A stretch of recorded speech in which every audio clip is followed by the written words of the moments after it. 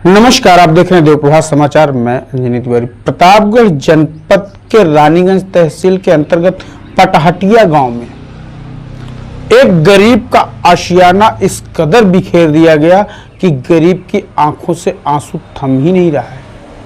आपको हम बता दें कि इस परिवार में दो बहुएं, दो बेटों और एक बेटी के साथ एक बुजुर्ग परिवार रहा करता था। बुजुर्ग का ये दावा है कि पुश्तैनी जमीन थी उनकी, जिस पर उनका कई पुश्तों से मकान बना हुआ था। गरीबी का आलम झेलते झेलते कभी यहाँ पर उनकी झुग्गी झोपड़ी हुआ करती थी।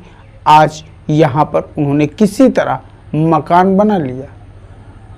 3 पुश्तों की मेहनत से बना ये मकान आज प्रतापगढ़ रानीगंज तहसील प्रशासन के द्वारा धराशायी कर दिया गया।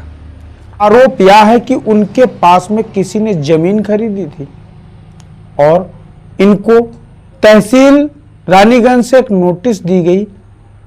उसके बाद इन लोगों ने मकान खाली नहीं किया तो इनके मकान पर बुलडोजर चला दिया गया। आज वृद्ध मां को किस तरह से यह लड़की सहारा दे रही आप कैमरे में देख सकते हैं। मकान जमींदोज होने के बाद घर की बहुएं सामान को समेट रही हैं, वही बुजुर्ग का आंसू थमने का नाम नहीं ले रहा है।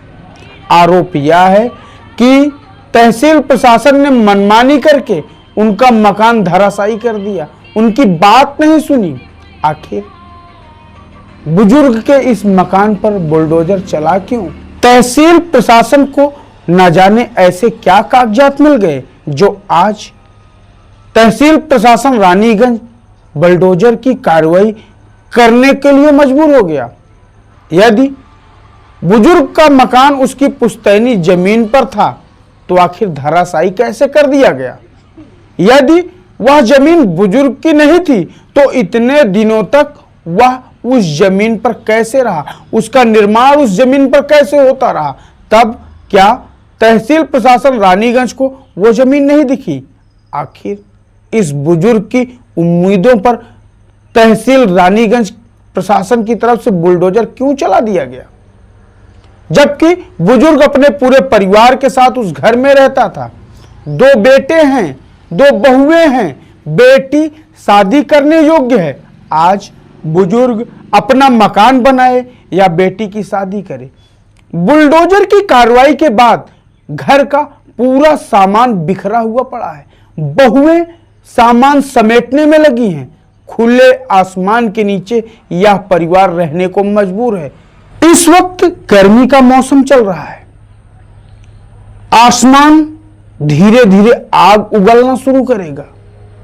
गर्मी की तपन होगी, तेज धूप होगी, लेकिन इस बुजुर्ग परिवार से इसके सर पर जो छत थी उसे छीन लिया गया।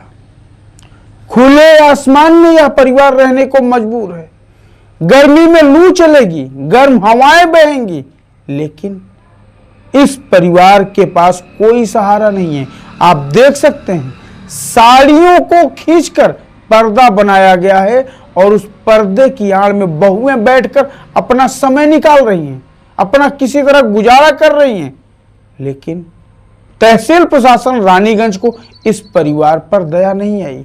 यदि यह जमीन अवैध थी, इनका निर्माण अवैध था, तो आखिर इन्हें पहले क्यों नहीं रोका गया? आज ऐसे क्या कागजात तहसील प्रशासन रानीगंज के हाथ लगे जिससे वह बुलडोजर की कार्रवाई करने के लिए मजबूर हो गया? आइए हम सुनवाते हैं आपको पीड़ित का यह बयान। सर, ये जो है कि अधिकारी लोग आए, जो तहसीलदार है, लेखपाल है, कानूनगो है और यहाँ के प्रधान, वो लोगों ने मिलकर गिरा दिया। और इसमें जो है कि मुसलमान लोग पीछे कुछ बैनामा लिए हैं और वो लोग पैसा देकर इन लोगों से जो है अधिकारी लोगों से गिरवा दिया। और ये हमारी जो ज़मीन और घर है ये हमारी पैतृक है। हमारे पिताजी के पिताजी कालीदीन, फिर हमारे पिताजी के पिता जो है रामलाल, फिर हमारे पिताजी ये जमुना प्रसाद, ये इस तरीके से जो है कि हमारी प्रॉपर्टी है, जो जिसमें जो है कि 1972 का चकबंदी का आदेश भी है। और 1972 के 25 साल पहले से काली दिन जो हमारे परपाजा हैं वो लोग काबिज थे, फिर उसके बाद उनके बच्चे जो रामलाल हैं वो भी काबिज थे। इस तरीके से हमारी पीढ़ियां चली आ रही है। लेकिन क्या कमी है, कैसे ये लोगों ने जो है कि सारा मामला उल्टा सीधा कर दिया, क्योंकि हम लोग हमारे पिता उता जी पहले पढ़े लिखे नहीं थे, तो पूर्वज लोग पढ़े लिखे नहीं थे, इसलिए जो है कि हमारी ज़मीनों को हड़पा जा रहा है। हाँ, और अभी हम लोग जो है कि थोड़ा जागरूक हुए तो ये सारा काम हुआ है। फिर उसके बाद 2017 में इनके नाम पर नकल भी निकली है, और नकल भी है हमारे पास। हमारे कागज़ पत्र जो है कि बहुत मजबूत है, जिसके वजह से हम लोग जो है कि यहाँ पर, क्योंकि ये पैतृक ज़मीन है तो पूर्वज यहाँ पे कच्चा मकान था, झुग्गी झोपड़ी थी।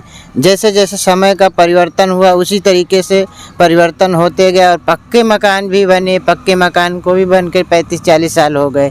इस तरीके से हमारा प्रॉपर्टी है, हमारा ज़मीन का ये सब है। लेकिन जो है कि हमारे कागज़ को किसी ने देखा नहीं। और दूसरी बात, हम लोग पढ़े लिखे नहीं थे, हमारे पूर्वज भी पढ़े लिखे नहीं थे, इसलिए जो है कि लोगों ने उसका फ़ायदा उठा लिया। अब हम जो है कि माननीय मुख्यमंत्री योगी जी महाराज से विनम्र निवेदन करते हैं कि हमारे मामले को जो है कि सुनवाई करें, क्योंकि यहाँ के जो अधिकारी वगैरह हैं सब तहसीलदार, लेखपाल, कानूनगोह और लोग हैं, ये सब बिके हुए हैं। ये लोग जो है कि हमारा कार्य कुछ करते नहीं हैं। हाँ, हमारे से जो है कि पैसा चाहते हैं, लेकिन हम लोग पैसा दे नहीं पाते, इसलिए जो है कि विपक्ष कुछ लोग बैनामा ले लिए हैं 17-18 में, तो वो लोग से पैसा पा रहे हैं, और उन लोगों के पैसा देते हैं तो लोग हमारा घर गिरा दिए और हमको यहाँ से भगाना चाहते हैं। पूरी ज़मीन को हड़पना चाहते हैं, घर द्वार जो भी है सब कुछ हड़प लेना चाहते हैं। इसलिए मैं माननीय मुख्यमंत्री योगी जी से निवेदन करता हूँ कि हमारे को न्याय दिया जाए, हमारा घर बनवा के दें। हाँ, इसलिए अभी एक जन बोल रहे थे भाई साहब कि हमको डीएम के पास जाना चाहिए। अब हमको मालूम ही नहीं था तो हम लोग कैसे डीएम के पास जाएं।